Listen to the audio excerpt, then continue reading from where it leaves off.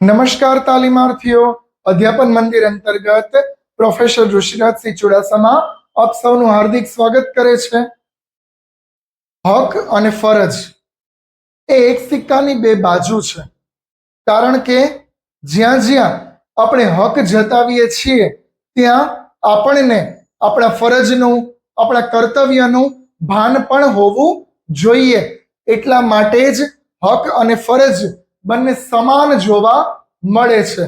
તાલીમાર્થીઓ, PE 8 ની અંદર ખાસ કરી અને આપણે ચેપ્ટર પહેલું શરૂ કરેલું છે. ચેપ્ટર યુનિટ 1 ની અંદર ખાસ કરી અને આપણે 1.2 શરૂ કરેલું છે. 1.2 ની અંદર આપણે બંધારણીય મૂલ્યો જે છે એ આની પહેલાના વિડીયોની અંદર જોયેલા છે. આજે 1.2 નો જ વિડીયો કન્ટિન્યુ કરીએ છીએ, જેમાં ખાસ કરી અને હકો અને ફરજો આપણે જોવાના છે. કારણ કે બંધારણીય મૂલ્યો, હક અને ફરજો એ આખું 1.2 છે. તો આપણે ખાસ કરી અને બંધારણીય મૂલ્યો જે છે એ જોયેલા છે. હવે આજે આપણે વાત કરવી છે હક અને ફરજની. એટલા માટે જ સૌ પ્રથમ મેં આપ સૌને જણાવ્યું કે હક અને ફરજ એક સિક્કાની બે બાજુ છે. કોઈ પણ જગ્યાએ આપણો ઘર પરિવાર હોય, કાર્યનું સ્થળ હોય, તેમાં આપણે હક જતાવીએ છીએ તો આપણને ફરજનું પણ ભાન અને ખ્યાલ હોવો જોઈએ. સૌ પ્રથમ આપણે વાત કરીએ તો બંધારણીય હકો. આપણે સૌએ જાણ્યું હતું આની પહેલાના વિડીયોની અંદર, એ જ સેશન અત્યારે કન્ટિન્યુ કરીએ છીએ કે બંધારણ અને બંધારણનું આમુખ જે છે એ આપણા દેશ માટે અને પ્રત્યેક નાગરિક માટે મહત્વની વાત છે. કારણ કે બંધારણની અંદર ઘણી બધી એવી વસ્તુઓ છે, એવી બાબતો છે કે જેના દ્વારા આપણે સૌ આસાનીથી જિંદગી જીવી શકીએ છીએ. એટલા માટે જ બંધારણ જે છે એ મહત્વપૂર્ણ દસ્તાવેજ છે ભારતનો.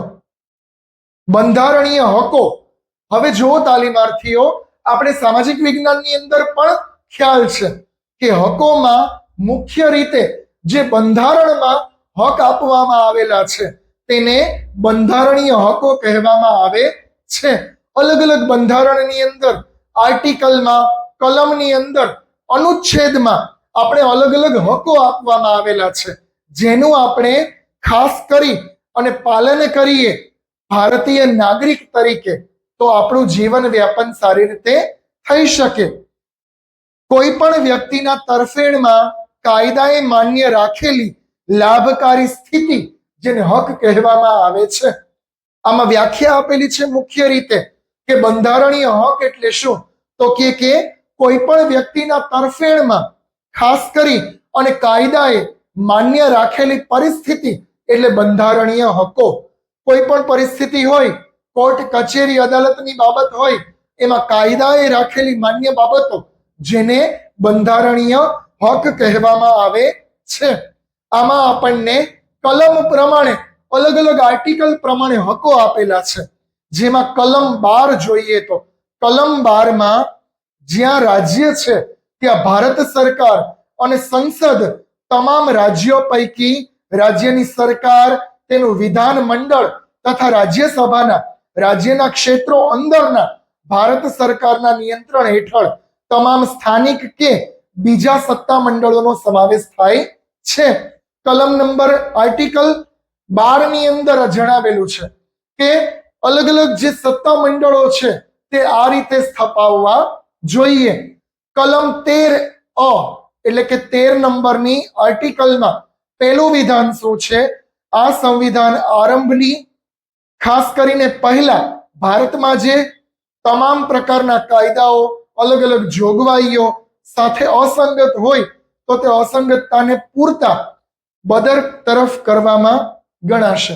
કે જે કોઈ 13.13 ની કલમ શું કહે છે કે કાયદા પ્રમાણે, નીતિ નિયમ પ્રમાણે જો કોઈ સામાજિક પ્રાણી એટલે કે વ્યક્તિઓ પોતે કાયદાનું પાલન નહીં કરે તો તેને સમાજથી બદતરફ એટલે સમાજથી બહાર કાઢી મૂકવામાં આવશે. કલમ 13(2) આ ભાગમાં ખાસ કરી અને તમામ હકોને લાભ લેતા અથવા તેના કાયદાઓનું ખંડન ઉલ્લંઘન કરવામાં આવે તો તે ખાસ કરી અને ઉલ્લંઘન પામવા માટે રબબાતર કરવામાં ગણાશે.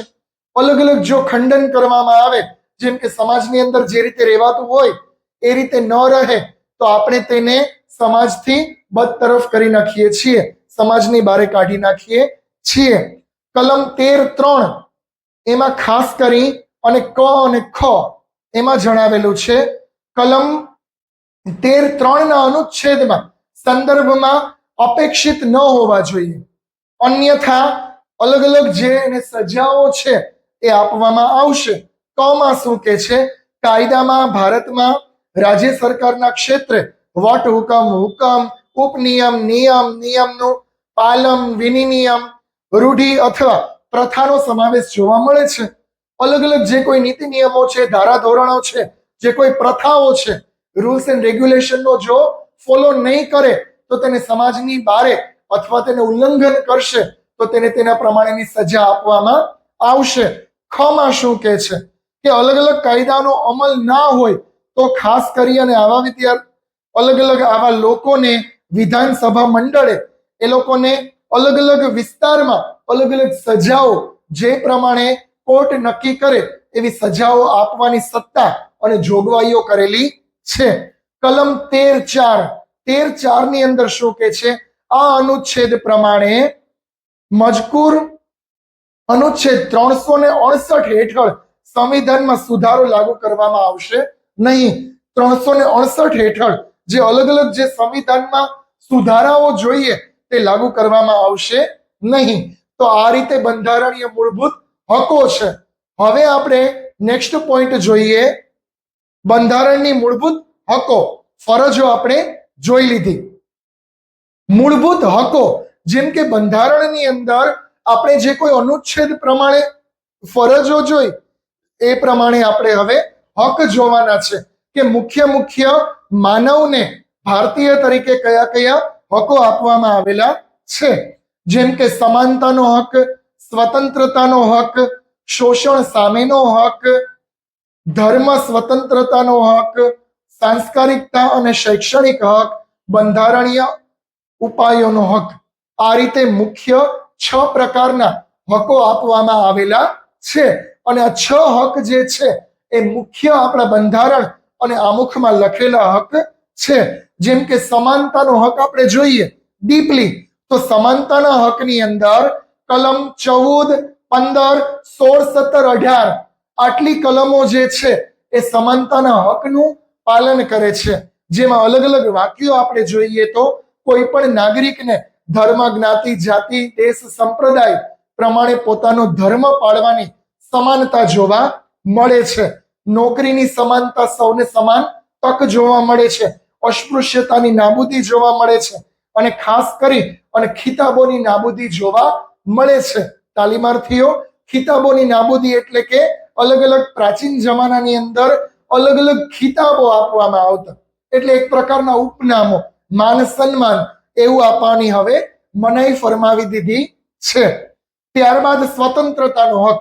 સ્વતંત્રતાના હકની અંદર કલમ 19 ની અંદર ક, ખ, ગ, ઘ, ચ, જ આટલી કલમોની અંદર સ્વતંત્રતા કયા કયા પ્રકારે આપણા દેશના નાગરિકોને જોવા મળે છે એનો ઉલ્લેખ કરવામાં આવેલો છે.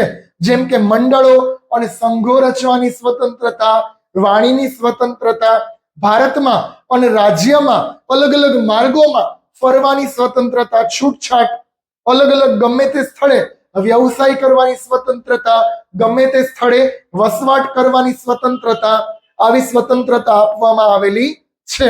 કલમ નંબર 20 ની અંદર ગુનાહિત માટે દોષિત ઠેરવવામાં આવે તો તે અંગે રક્ષણની સ્વતંત્રતા છે. અને કલમ 21 ની અંદર ખાસ કરી અને અલગ અલગ શરીર સ્વતંત્રતા છીનવી શકે નહીં, મેચ્યોરિટીની સ્વતંત્રતા જેમાં જોવા મળે છે. ત્યારબાદ ત્રીજો હક, શોષણ સામેનો હક. એમાં કલમ 23 અને કલમ 24 અંતર્ગત શું કહે છે કે મનુષ્યને વેપાર માટે બળજબરી કરવાનો કોઈ હુકમ નથી, એના પર પ્રતિબંધ જોવા મળે છે. અને કલમ 24 શું કહે છે?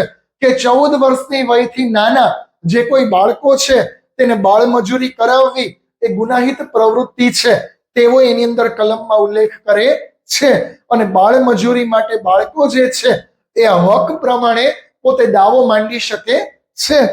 ત્યારબાદ ચોથો હક જેમ કે ધર્મ સ્વતંત્રતાનો હક, તેમાં કલમ 25 જેમાં અલગ અલગ ધર્મની માન્યતા તેને પાલન કરવું, તેનો પ્રચાર પ્રસાર કરવો એવો હક જે છે આપવામાં આવે છે.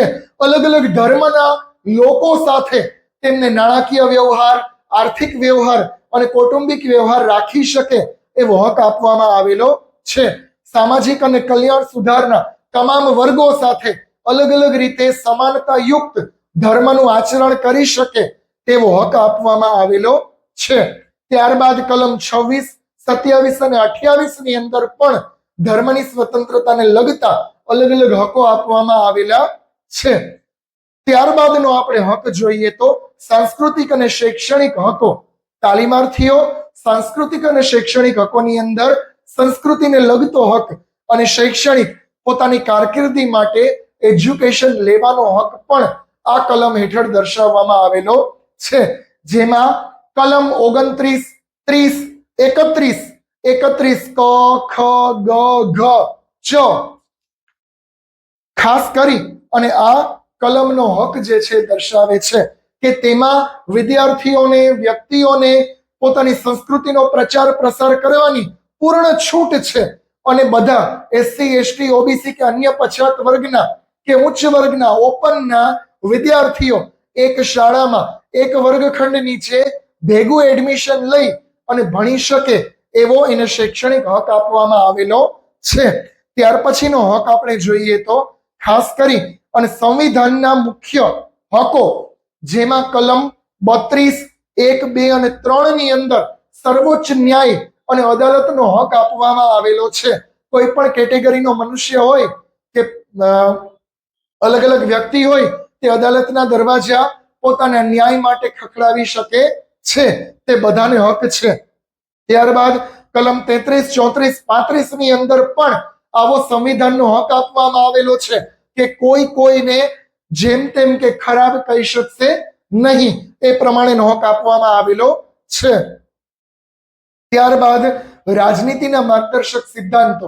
અલગ અલગ રાજનીતિના જે કોઈ માર્ગદર્શક સિદ્ધાંતો છે એમાં કલમ 36, 37, 38 જેમાં મુખ્ય રીતે રાજ્ય અને રાજ્યને લગતા જે કોઈ લોકો છે એમાં અલગ અલગ યોજનાઓનો લાભ બધા લોકો મેળવી શકે તેવો તેને હક આપવામાં આવેલો છે.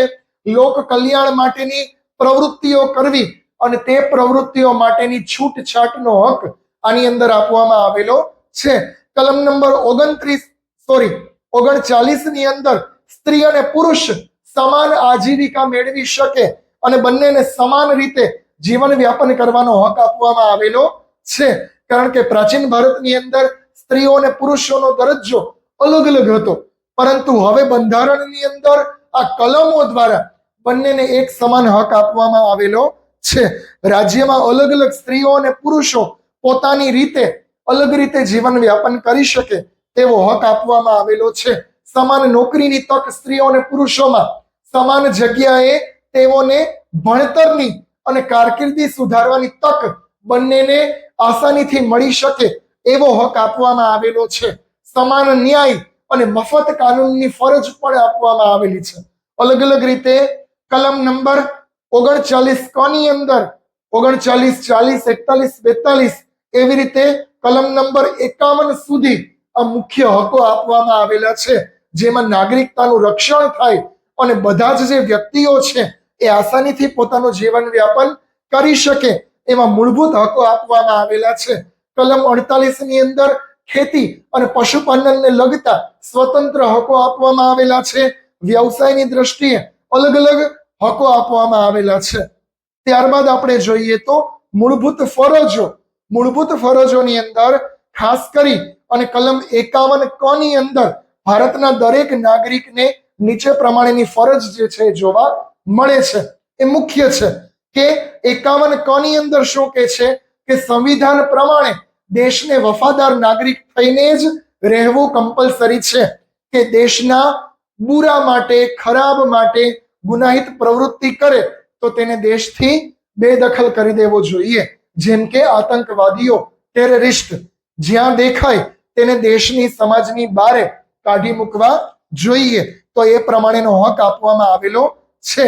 અલગ અલગ રીતે દેશની રાષ્ટ્રીય લડતને પ્રેરણા આપવી, રાષ્ટ્રહિતના કાર્યો કરવા અને જન કલ્યાણના કાર્યો કરવા એ હકો જોવા મળે છે. કલમ ક થી એક પ્રકારે ટ સુધી અને ઠ સુધી આવી અલગ અલગ પ્રવૃત્તિઓ, જેમ કે જંગલો છે, દેશની કોઈ પ્રવૃત્તિઓ છે, દેશના શિલ્પ સ્થાપત્ય છે, દેશની કોઈ ધરોહર છે, સાંસ્કૃતિક ધરોહર કે એક પ્રકારે દેશને લગતી પ્રગતિના કાર્યો, તેમાં અડચણરૂપ બનતા જે કોઈ નાગરિકો છે તે વિરુદ્ધના કાનૂની પગલા લેવાનો હક પણ આ કલમોની અંદર દર્શાવેલો છે. તો તાલીમાર્થીઓ મુખ્ય રીતે બંધારણીય હકો અને ફરજો આટલા આપણને આપવામાં આવેલા છે. એક એક કલમ અને કલમની અંદર તેનું વિધાન ખાસ કરી અને યાદ રાખવું બહુ જરૂરી છે, જેને કારણે તમને અલગ અલગ કલમ શું કહેવા માંગે છે તેનો પણ ખ્યાલ આવશે. જે પ્રમાણે હકો છે તે પ્રમાણે જ નાગરિકનું કર્તવ્ય અને ફરજો છે એ જોવા મળે છે.